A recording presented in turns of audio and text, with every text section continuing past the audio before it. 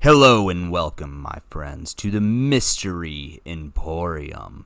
What is the Mystery Emporium, you may be asking yourself? Well, let me tell you.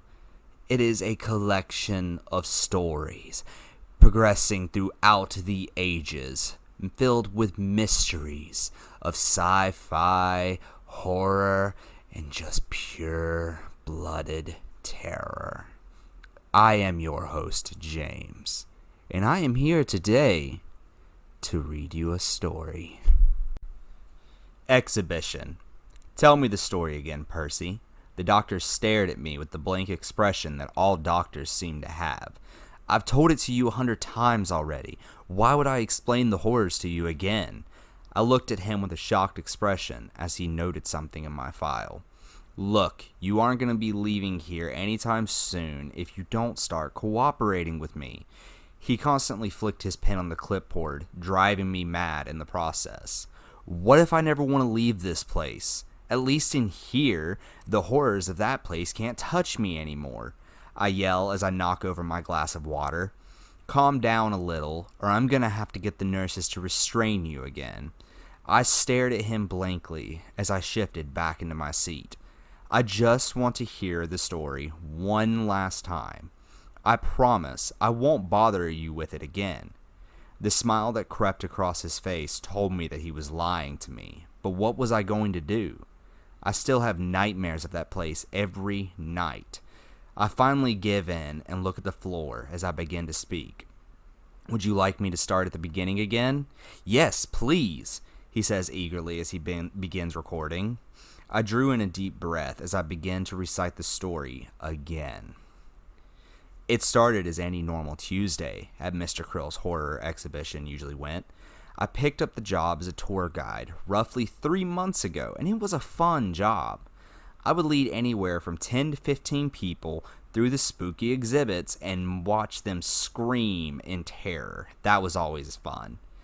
Ever since I started, we always had one room that was deemed off limits.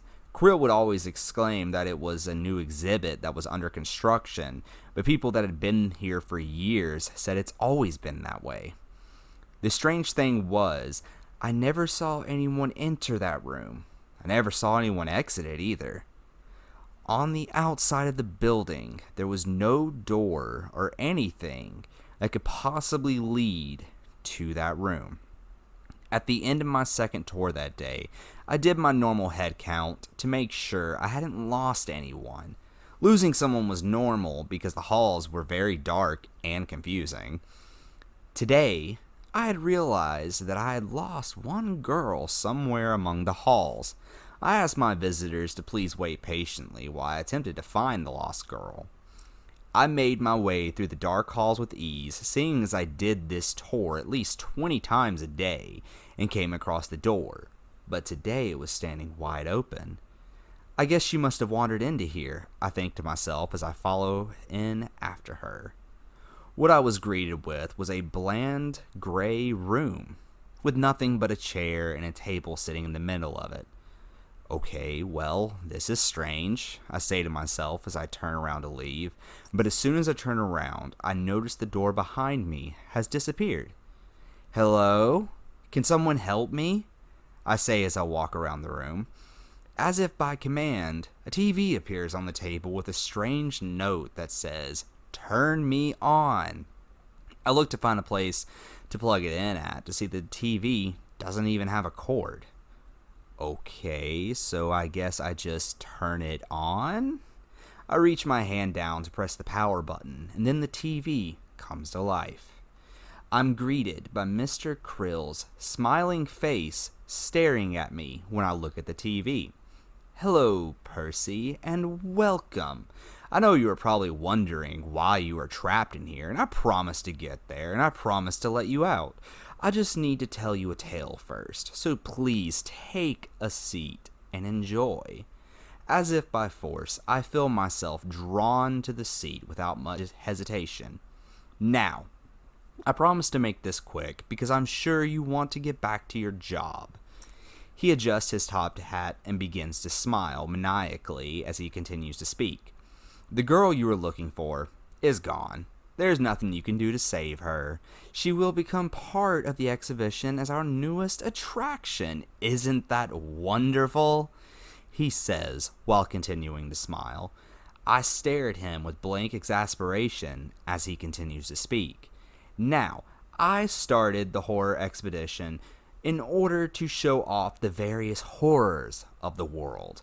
I traverse the globe, hunting down various ghosts and monster tales, trying to find what's real and what's fake. He smiles again, and I notice that his teeth are covered in gold. I try my hardest to turn away from the screen and to try and leave, but find my body is no longer in my control. Mr. Krill continues to speak. Most of the time, the stories are just that, stories. But I can't fill this place off of stories. It'll never sell that way. So I had to find a way to create my own horrors. The screen fades to black momentarily and is brought back to a room in which the missing girl is in. She is chained up and a strange black liquid is being poured over her skin. Her skin starts to slowly melt away due to the liquid, and she screams in terror. The sounds of her screams seem to break my paralysis, and I push the TV off the table and it shatters. I bolt out of the chair and look behind me to see that the door has returned. I quickly run out of the door, not knowing what horrors lie before me. I'm greeted by a long hallway with various doors marked with strange symbols that I can't seem to recognize. I must find the girl and then get the hell out of here, I think to myself as I start to run down the hallway. About halfway down, I start hearing screams coming from one of the doors at the end of the hall. I follow the screams and come across a door with what looks like an eye on it staring at me. I take a deep breath and open the door and push through. What I'm greeted with will haunt my dreams for all of eternity. The girl who is chained up is barely even a girl anymore. The flesh on her skeleton has all but melted away and has fallen into a mound on the ground. I am so sorry. I couldn't save you, I whisper to her as I slump down onto the floor in the corner and begin to sob. Out of the corner of my eye, I notice movement. I turn back to see that the mound of flesh has started moving towards me. The mound moves closer to me and begins to speak. Please kill me. Horror streams from my face as I begin to scream. I decide I'm no longer sitting in that room and bolt out of the door. Behind me, I can hear the screams of the creature as I continue down the hall. Don't worry, I'll end your suffering as soon as I get out of here, I think to myself as I open the door that says exit. I open the door and I'm greeted by a disembodied head. What the hell? I say in shock as I trip over my own feet, backing up. You know, I could say the same thing to you, mate. How dare you interrupt my... Before he can finish, I slam the door shut again with my foot. I quickly get back up and continue down the hallway, listening to the screams of the flesh mound from behind me. I come across a solid gold door that looks different from everything else and decide to give it a chance. I open the door and walk through, and suddenly, I'm outside the building. I turn back to see that the door I went through is no longer there and scratch my head. I have to get rid of this place. This place really is full of horrors, I say to myself as I walk down the alleyway. I come back sometime after closing with jugs full of gasoline and begin pouring it all around the building and even into the front entrance. After I'm done, I strike a match and light the gasoline on fire. I sit down on the curb in front of the building, watching the flames envelop it, and smile. And you know the rest. I got arrested for arson and ended up here due to being called criminally insane. I draw my knees to my chest as the doctor continues to write down notes. Tell me the story again, Percy. The doctor stared at me, again, with that same blank expression that all doctors have. I've told it to you hundreds. What we have here is my newest exhibit, and so far it's my favorite yet. Mr. Krill smiles as he taps on the glass. Inside the room, it is barren and dull, except for a table, a TV, and Percy.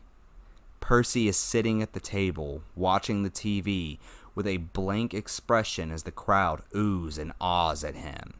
Is he really human? One person in the back asked Mr. Krill. God, no, I've never keep anything living here. He's a wax figure, of course. He represents how easily the mind can be brainwashed, and isn't that the scariest attraction of all? Mr. Krill grips his cane and smiles that dastardly smile of his as everyone continues down the halls. On the other side of the exhibit, a new door appears, tempting the next guest. Do you want to be a part of the exhibit?